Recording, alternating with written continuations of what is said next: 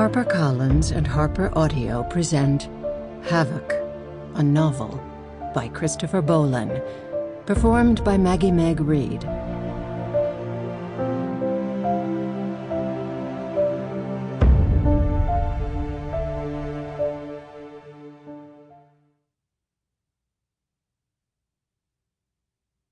For TCR. We should lift the coronavirus restrictions for the sake of the younger generation, sacrifice the old for the young, rather than the young for the old. Sydney Morning Herald, April 2020. Only the very young and the very old may recount their dreams at breakfast. Joan Didion. The old believe everything, the middle-aged suspect everything, the young know everything. Oscar Wilde. 1. Wise guests wake early at the Royal Karnak Palace Hotel. That's not simply because of the heat. Although by late morning the desert sun torches all of Luxor, and even though it's only April, flowering springtime in the Sahara, heat stroke has already claimed a handful of guests. Just last week, one of the honeymooners in room 207 collapsed on the terrace and grew so unresponsive she had to be airlifted to a hospital in Cairo.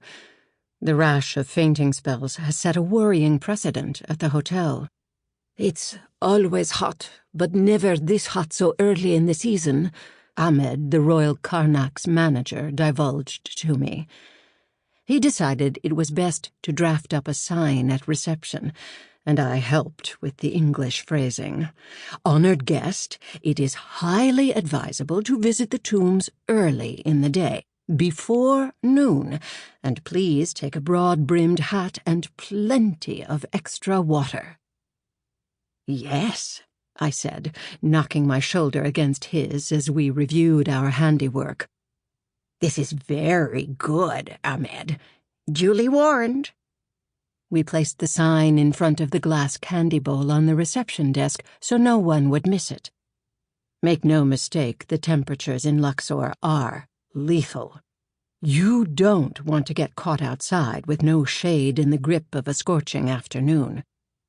But the real reason to wake early is that the hours around dawn provide the only peace in the day.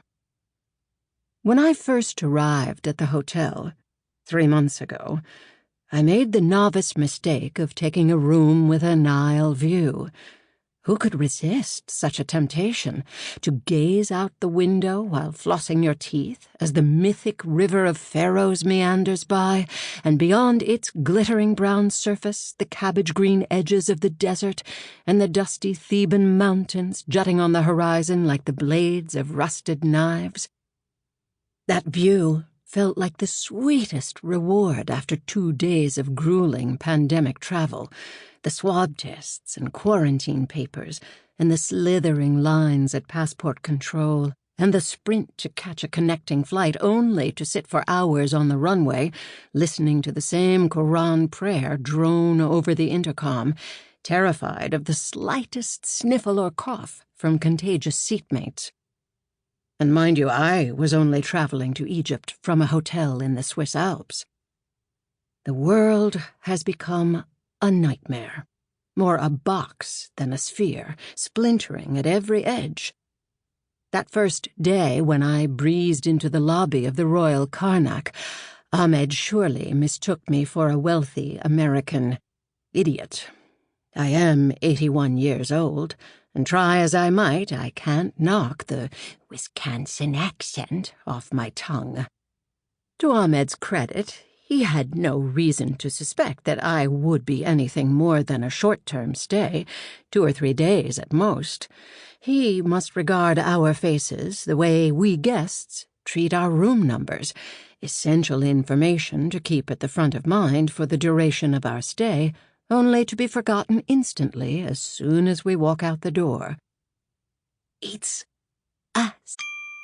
Sample complete. Ready to continue?